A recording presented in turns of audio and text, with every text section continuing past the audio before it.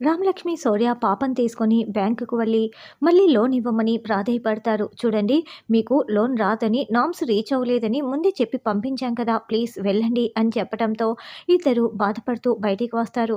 Sir, నేను VRS తీసేసుకుంటాను. అప్పుడు చాలా డబ్బులు వస్తుంది కదా! ఆపరేషన్ చేయిస్తాను అని రామలక్ష్మి అంటే, వద్దులే రామా అని శౌర్య అంటాడు.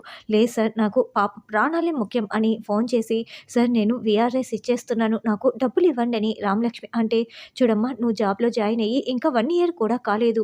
మినిమమ్ 2 ఇయర్స్ ఉంటేనే వీఆర్ఎస్ ఇవ్వటానికి కుదురుతుంది. కాబట్టి సారీ, నేనేం చేయలేనంటూ అతను ఫోన్ పెట్టేస్తారు. ఇంకొక చోటికి వెళ్ళి డబ్బులు అడిగితే, మీకు ఎంత డబ్బులు కావాలన్నా ఇస్తాము. మినిమమ్ ₹1,00,00,000 ప్రాపర్టీ తాకట్టు పెట్టాలని చెప్పటంతో, మా దగ్గర లేదని చెప్తారు.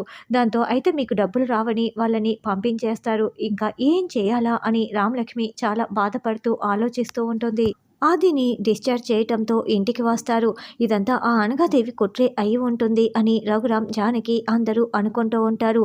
ఆ వెహికల్ గాడిని పట్టుకొని 4 తంతే ఇదంతా ఎవరు చేశారో బయట పెడతారు. ఖచ్చితంగా వాడిని పట్టుకోవాలి, నేను నిజాన్ని బయటికి రాబట్టాలి అని శ్రీను అనుకుంటూ ఉంటాడు.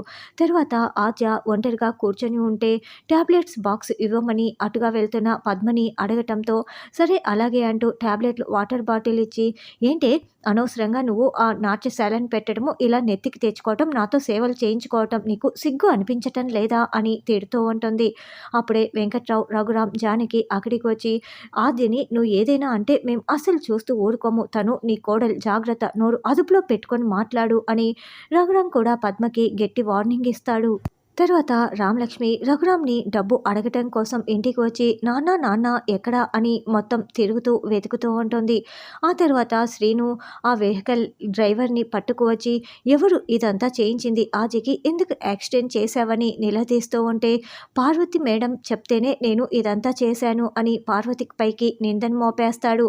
అనగాదేవి మేడం దగ్గర డబ్బులు తీసుకొని, మీరే కదండి మేడం ఇదంతా చేయించింది అని ఆ డ్రైవర్ పార్వతి పేరు చెప్పడంతో ఇక అందరూ, శివరాంతో సహా అందరూ పార్వతిపై మండిపడుతూ చూస్తూ ఉంటారు.